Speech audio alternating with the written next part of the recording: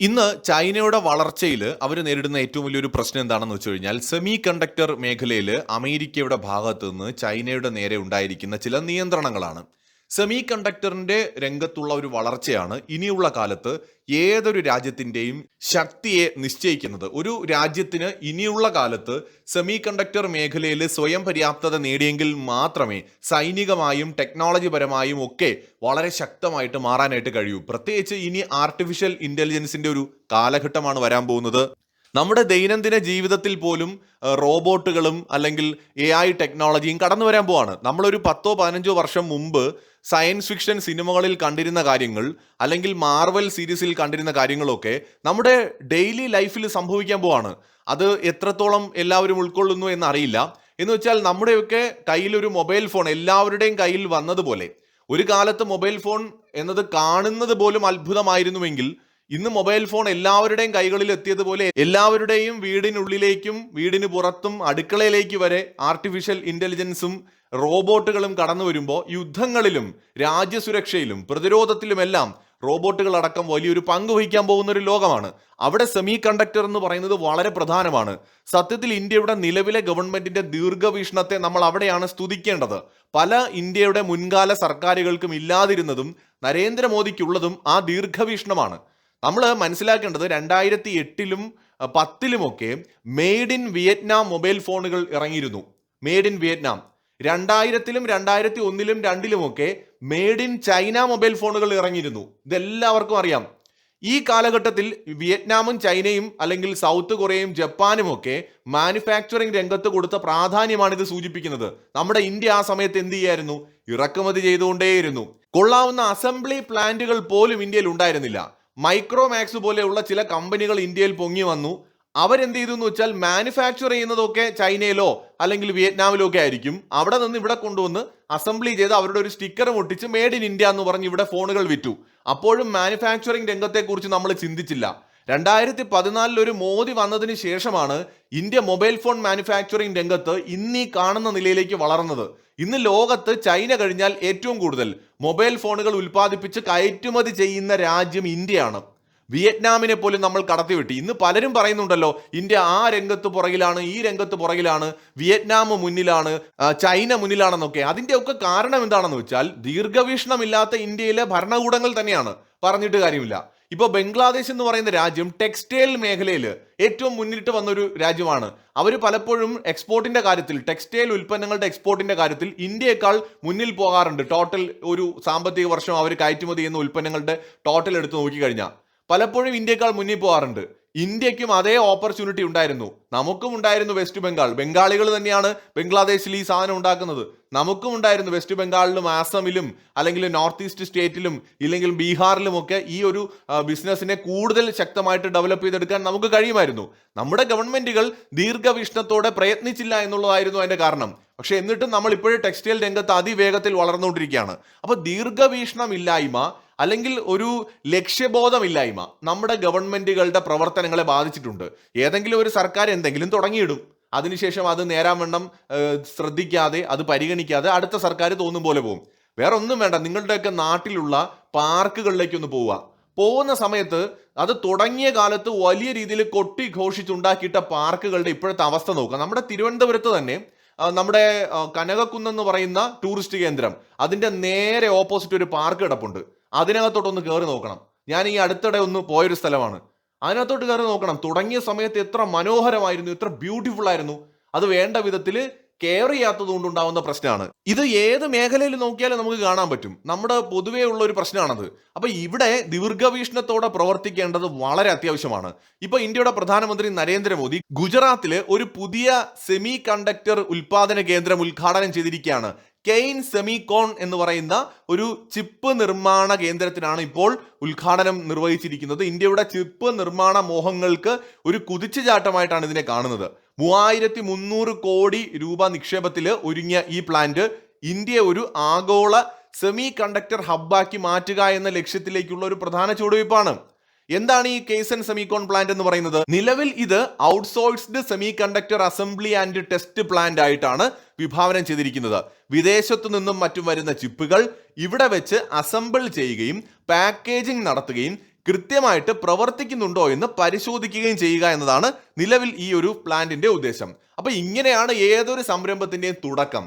ഇതിന്റെ ഫ്യൂച്ചർ എന്ന് പറയുന്നത് എന്താണ്? പിന്നീട് വിദേശത്ത് നിന്ന് പാർട്സ് എത്തിച്ച് ഇവിടെ അസംബിൾ ചെയ്യുന്നതിന് പകരം ഇവിടെ തന്നെ നമുക്ക് പാർട്സ് ഉണ്ടാക്കാൻ പറ്റും. അങ്ങനത്തെ ഒരു എക്കോ സിസ്റ്റം ഡെവലപ്പ് ചെയ്യുന്നതിലൂടെ ഇവിടെ തന്നെ പൂർണ്ണമായിട്ട് നമുക്ക് ചിപ്പുകൾ ഉൽപ്പാദിപ്പിക്കാൻ കഴിയും. ഓൾറെഡി നമ്മൾ ഇന്ത്യയിലെ പൂർണ്ണമായി നിർമ്മിച്ച ആദ്യത്തെ ചിപ്പ് നമ്മൾ ഉദ്ഘാടനം ചെയ്തു കഴിഞ്ഞു. അപ്പോൾ ഒരു പ്രോജക്റ്റ് അല്ല, ചിപ്പ് നിർമ്മാണമായിട്ട് ബന്ധപ്പെട്ട് ഇന്ത്യയിൽ നിരവധി പ്രോജക്റ്റുകൾ നിലവിൽ നടക്കുന്നുണ്ട്. അതിലൊന്നാണ് ഇപ്പോൾ പ്രധാനമന്ത്രി ഉദ്ഘാടനം ചെയ്ത ഈ പറഞ്ഞ പ്രോജക്റ്റ് എന്ന് പറയുന്നത്. ഇലക്ട്രിക് വാഹനങ്ങൾ, വ്യവസായ ഉപകരണങ്ങൾ, ഗാർഹിക ഉപകരണങ്ങൾ എന്നിവയ്ക്ക് ആവശ്യമായിട്ടുള്ള ഇന്റലിജൻസ് പവർ മൊഡ്യൂളുകളാണ് ഇവിടെ പ്രധാനമായിട്ട് ഈ പുതിയ പ്ലാന്റിൽ നിർമ്മിക്കുന്നത്. പ്രതിദിനം ലക്ഷക്കണക്കിന് ചിപ്പുകൾ നിർമ്മിക്കാനുള്ള ശേഷി നിലവിലെ ഈ പ്ലാന്റിനുണ്ട്. ഇതിലൂടെ ഇന്ത്യ ലക്ഷ്യമിടുന്നത് വെറും ഒരു ചിപ്പ് നിർമ്മാണ രാജ്യമായിട്ട് മാറുക എന്നതല്ല, ചിപ്പ് നിർമ്മാണത്തിൽ ഗ്ലോബൽ ലീഡറായിട്ട് മാറുക എന്നതാണ് ഇന്ത്യയുടെ ലക്ഷ്യം എന്ന് പറയുന്നത്. ഇന്ത്യയുടെ സെമി കണ്ടക്ടർ മിഷൻ 2.0 വലിയ ലക്ഷ്യങ്ങളാണ് മുന്നോട്ട് വയ്ക്കുന്നത്. അതിലൊന്നാണ് ആഗോള വിതരണക്കാർ അല്ലെങ്കിൽ ഗ്ലോബൽ സപ്ലയർ ആയിട്ട് മാറുക എന്നത്. ഇതിനെയാണ് ഞാൻ നേരത്തെ പറഞ്ഞ ദീർഘവീക്ഷണം എന്ന് പറയുന്നത്. Making India make for the world എന്ന നയത്തിലൂടെ ലോക രാജ്യങ്ങൾക്ക് വിശ്വസിക്കാവുന്ന ഒരു ചിപ്പ് വിതരണക്കാരനായിട്ട് ഇന്ത്യ മാറാൻ ശ്രമിക്കുകയാണ്. ഇത് ശരിക്കും ചൈനയ്ക്ക് സാധിക്കുന്ന ഒന്നല്ല. ചൈനയെ ലോക രാജ്യങ്ങൾക്ക്, വിശേഷിച്ച് വെസ്റ്റേൺ രാജ്യങ്ങൾക്ക് വിശ്വാസമില്ല. അവിടെ ഇന്ത്യക്ക് വലിയ ഓപ്പർച്യൂണിറ്റീസ് ഉണ്ട്. ചൈനയെ വിശ്വാസമില്ലാത്ത ലോകരാജ്യങ്ങൾക്ക് ഇന്ത്യയുമായിട്ട് ഇടപാട് നടത്താൻ സാധിക്കുമെന്നതാണ് അതിന്റെ പ്രത്യേകത. നിലവില് ടെക്നോളജിയുടെ കാര്യത്തിൽ ചൈന വലിയ ചലഞ്ച് നേരിടുന്നുണ്ട് അമേരിക്കയുടെ നിയന്ത്രണങ്ങൾ കാരണം. പക്ഷെ ഇപ്പോഴും തായ്വാനൊപ്പം ചൈനയാണ് ഈ ചിപ്പ് നിർമ്മാണത്തിൽ മുന്നിൽ നിൽക്കുന്ന ഒരു രാജ്യം. അപ്പൊ ചൈനയും തായ്വാനെയുമാണ് നമുക്ക് ഭാവിയിൽ മറികടക്കേണ്ടത്. അതത്ര എളുപ്പമല്ല. ചിപ്പ് നിർമ്മാണത്തിൽ തായ്വാൻ വളരെ മുന്നിൽ നിൽക്കുന്ന ഒരു രാജ്യമാണ്. അപ്പൊ ഇതിനെ പകരക്കാരനായിട്ട് മാറണമെന്നുണ്ടെങ്കിൽ അവരെക്കാൾ വേഗത്തിൽ നമ്മുടെ കാര്യങ്ങൾ ഇവിടെ നീങ്ങേണ്ടതുണ്ട്. അതുകൊണ്ടാണ് ഇന്ത്യ ഗവൺമെന്റ് പല വഴികളിലൂടെയും ചിപ്പ് നിർമ്മാണത്തെ ഇത്രയേറെ പ്രോത്സാഹിപ്പിക്കുന്നത്.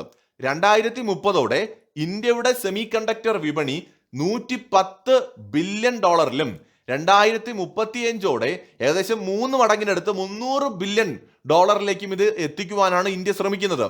നിലവിൽ ഇന്ത്യ തങ്ങളുടെ ചിപ്പ് ആവശ്യകതയുടെ 90% ഇറക്കുമതി ചെയ്തുകൊണ്ടിരുന്ന സമയത്താണ് ഇന്ത്യ ഇപ്പോൾ സ്വന്തം നിലയിൽ ചിപ്പ് ഉൽപ്പാദിപ്പിക്കുന്ന ലെവലിലോട്ട് വളർന്നു തുടങ്ങിയിരിക്കുന്നത്. 2035 ആഭ്യന്തര ആവശ്യത്തിന്റെ 40-60% ഇടയിൽ ഇന്ത്യയിൽ തന്നെ ഉൽപ്പാദിപ്പിക്കാനാണ് ഇന്ത്യ ലക്ഷ്യമിടുന്നത്. ഈ മേഖലയുടെ വളർച്ചയിലൂടെ 2035 ഏകദേശം 20 ലക്ഷം തൊഴിലവസരങ്ങൾ സൃഷ്ടിക്കാൻ കഴിയുമെന്നതാണ് ഇതിന്റെ മറ്റൊരു പ്ലസ് പോയിന്റ്. വിദഗ്ധരായിട്ടുള്ള തൊഴിലാളികളെ വാർത്തെടുക്കാൻ നമുക്ക് കഴിയുന്നതിലൂടെ അത്തരമൊരു എക്കോ സിസ്റ്റം ഇവിടെ കൊണ്ടുവരാനും ഇവിടെ നിരവധി പ്രാദേശിക കമ്പനികൾ ഉയർന്നു വരുന്നതിന് ഒരു സാഹചര്യം ഒരുക്കാനും കഴിയും. അപ്പോൾ ചിപ്പ് ഡിസൈൻ, മാനുഫാക്ചറിങ് തുടങ്ങിയ മേഖലകളിലാണ് നമുക്ക് വിദഗ്ധരായ തൊഴിലാളികളെ ആവശ്യമുള്ളത്. അപ്പൊ ഇവിടെ അതിന്റെ ഒരു എക്സ്പീരിയൻസ് കിട്ടുന്നതിലൂടെ ഭാവിയിൽ നമ്മുടെ ഇന്ത്യൻ കമ്പനികൾ വലിയ തോതിൽ ചിപ്പ് നിർമ്മാണ രംഗത്തേക്ക് കടന്നു വരികയും ചെയ്യും. കേവലം അസംബ്ലിംഗ് മാത്രമല്ല ഇന്ത്യയുടെ ലക്ഷ്യം. ഭാവിയിൽ 3nm 2nm തുടങ്ങിയ അത്യാധുനിക ചിപ്പുകൾ ഇന്ത്യയിൽ തന്നെ നിർമ്മിക്കാനുള്ള പദ്ധതികളാണ് ഇപ്പോൾ പുരോഗമിച്ചുകൊണ്ടിരിക്കുന്നത്. ഗുജറാത്ത് ഇന്ത്യയുടെ ചിപ്പ് നിർമ്മാണ രംഗത്ത് ഒരു പ്രധാന സ്റ്റേറ്റ് ആയിട്ട് മാറുകയാണ്. ഇതിൽ തന്നെ ഇപ്പോൾ പ്രവർത്തിച്ചുകൊണ്ടിരിക്കുന്ന ഒരു സ്ഥാപനമാണ് മൈക്രോൺ ടെക്നോളജി. മൈക്രോൺ ടെക്നോളജി ചെയ്യുന്നതും assembly, test, marking and packaging എന്ന് പറയുന്ന ഉത്തരവാദിത്തമാണ് ഈ പ്ലാന്റിൽ ചെയ്യുന്നത്. 2026 ഫെബ്രുവരി 28 മുതലാണ് ഇതിന്റെ ഉദ്ഘാടനം നടക്കുന്നതും അതിന്റെ പ്രവർത്തനം ആരംഭിച്ചതും. മറ്റൊന്നാണ് ഇപ്പോൾ ഉദ്ഘാടനം ചെയ്ത കെയ്ൻ സെമികോൺ എന്ന് പറയുന്ന സ്ഥാപനം. ടാറ്റ തായ്വാൻ കമ്പനിയുമായിട്ട് സഹകരിച്ചുകൊണ്ട് ഒരു വലിയ പദ്ധതി നടപ്പിലാക്കുന്നുണ്ട്. അതായത് മെഗാ ഫാബ് തന്നെ ഇന്ത്യയിൽ കൊണ്ടുവരുന്നുണ്ട് ടാറ്റയുടെ നേതൃത്വത്തിൽ. 2026 ഡിസംബറിലോ 2027 ഇവരെ ചിപ്പ് പുറത്തിറക്കാനായിട്ട് തയ്യാറെടുക്കുകയാണ്. ഏകദേശം 91,000 കോടി നിക്ഷേപമുള്ള ഇന്ത്യയിലെ ഏറ്റവും വലിയൊരു പ്രോജക്റ്റ് ആണിത്. ടാറ്റ ഇലക്ട്രോണിക്സ് ഈ തായ്വാനുമായിട്ട് ചേർന്നുകൊണ്ട് ഗുജറാത്തിലെ ധോളേര എന്ന് പറയുന്ന സ്ഥലത്താണ് ഈ ഒരു ഫാബ്രിക്കേഷൻ, അതായത് ചിപ്പിന്റെ അടിത്തറ മുതൽ നിർമ്മിക്കുന്ന പ്ലാന്റ് ഇപ്പോൾ നിർമ്മിച്ചുകൊണ്ടിരിക്കുന്നത്. ഗുജറാത്തിൽ തന്നെ CG പവർ ആൻഡ് റെനേസാസ് എന്ന് പറയുന്ന മറ്റൊരു ചിപ്പ് നിർമ്മാണ സ്ഥാപനം കൂടി ഇപ്പോൾ പ്രവർത്തിക്കാൻ പോവാണ്. ഈ വർഷം 2026 ജൂലൈയോട് കൂടിയിട്ട് അതിന്റെ ഉദ്ഘാടനം ഉണ്ടാകുമെന്നാണ് പ്രതീക്ഷിക്കപ്പെടുന്നത്. ടാറ്റ സെമി കണ്ടക്ടർ അസംബ്ലി, അത് അസമിലാണ് അതിന്റെ പ്ലാന്റിന്റെ നിർമ്മാണം അതിവേഗത്തിൽ പുരോഗമിച്ചുകൊണ്ടിരിക്കുന്നത്. ഇതിനു പുറമെ ഉത്തർപ്രദേശിലെ സഹസ്ര സെമി കണ്ടക്ടർ, മൊഹാലിയിൽ നേരത്തെ തന്നെ പണ്ട് തൊട്ടേ ഉള്ള സെമി കണ്ടക്ടർ ലബോറട്ടറി, അതുപോലെ ടവർ സെമി കണ്ടക്ടർ, അത് വരാൻ പോകുന്ന ഒരു കമ്പനിയാണ്. അദാനി ഗ്രൂപ്പും ഇസ്രായേൽ കമ്പനിയായിട്ടുള്ള ടവർ സെമി കണ്ടക്ടറും ചേർന്നുകൊണ്ട് മഹാരാഷ്ട്രയിൽ ഒരുക്കുന്ന ഒരു വലിയ പദ്ധതിയാണ്. 83,000 കോടിയുടെ ഒരു പ്രോജക്റ്റ് ആണ്. അതോടൊപ്പം തന്നെ HCLും ഫോക്സ്കോണും ചേർന്നിട്ട് നോയിഡയിൽ ഒരു ചിപ്പ് പാക്കേജിംഗ് യൂണിറ്റ് തുടങ്ങുന്നതിനായിട്ടുള്ള പ്രവർത്തനങ്ങളുമായിട്ട് മുന്നോട്ട് പോകുന്നുണ്ട്. തായ്വാനിലെ ഫോക്സ്കോൺ ആണ് ഇതിനെ സഹായിക്കുന്നത്. അതുപോലെ തന്നെ മുരുകപ്പ ഗ്രൂപ്പ്, CG പവർ, അതായത് ഗുജറാത്തില് ജപ്പാനിലെ റെനെസാസ് എന്ന് പറയുന്ന കമ്പനിയുമായിട്ട് ചേർന്ന് മുരുകപ്പ ഗ്രൂപ്പിന്റെ കീഴിലുള്ള CG പവർ ഒരു പ്ലാന്റ് നിർമ്മിക്കുന്നുണ്ട്. അതും വൈകാതെ തന്നെ പ്രവർത്തനം ആരംഭിക്കും. എന്ന് വെച്ചാൽ ചിപ്പ് നിർമ്മാണത്തിൽ ഇന്ത്യ വളരെ വേഗത്തിൽ മുന്നോട്ട് പോവാണ്. ഒന്നോ രണ്ടോ പ്രോജക്റ്റുകളല്ല, നിരവധി പ്രോജക്റ്റുകളാണ് രാജ്യത്ത് ഇപ്പോൾ നടക്കുന്നത്. അതും പല കമ്പനികളുമായിട്ടും പല രാജ്യങ്ങളുമായും സഹകരിച്ചുകൊണ്ട്. അപ്പോൾ ഒരു 10-15 വർഷം കൊണ്ട് ചിപ്പ് നിർമ്മാണത്തിൽ ഒരു ഗ്ലോബൽ ലീഡറായിട്ട് വളരാൻ ഇന്ത്യക്ക് കഴിയും. അതാണ് ദീർഘവീക്ഷണമെന്ന് നമ്മൾ ഈ വീഡിയോയുടെ തുടക്കത്തിൽ നമ്മൾ പറഞ്ഞത്. ഒരു ഗവൺമെന്റിന് അല്ലെങ്കിൽ ഒരു ഭരണാധികാരിക്ക് വേണ്ടത് അതാണ്. ചിപ്പ് എന്ന് പറയുന്നത് ഫ്യൂച്ചർ ആണ്, പ്രസന്റ് ആണ്. ഇന്നും നമുക്ക് ചിപ്പ് ആവശ്യമാണ്. ചിപ്പ് എന്ന് പറയുന്നത് ഇന്ന് ആവശ്യമുള്ളതിന്റെ പല മടങ്ങ് ഭാവിയിൽ ആവശ്യമാണ്. ഇത് മുന്നിൽ കണ്ടുകൊണ്ടാണ് ഇന്ത്യ ഇത്തരം പ്രവർത്തനങ്ങളുമായിട്ട് മുന്നോട്ട് പോകുന്നത്.